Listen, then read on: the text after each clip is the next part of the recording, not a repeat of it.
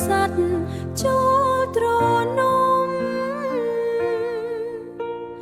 តុងអើយតុងធំក្រៀមក្រំសោកសៅអនិច្ចាអ្នកម្ដាយស្លាប់ចោលកូនទៅបន្សល់ទុកនៅវិបត្តិឈឺផ្សា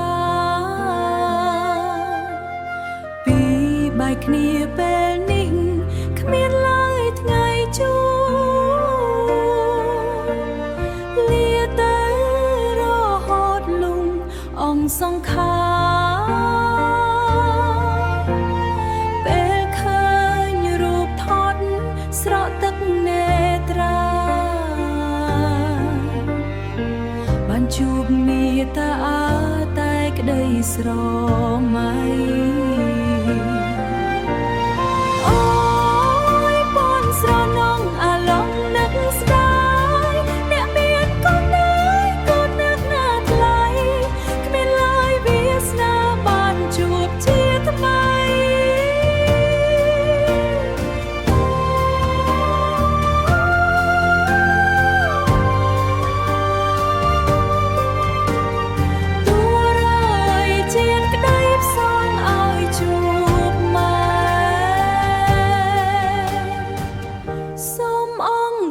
ព្រមទេវតាប្រ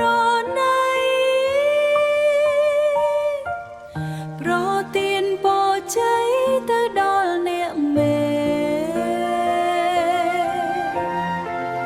ឲ្យចាំកូន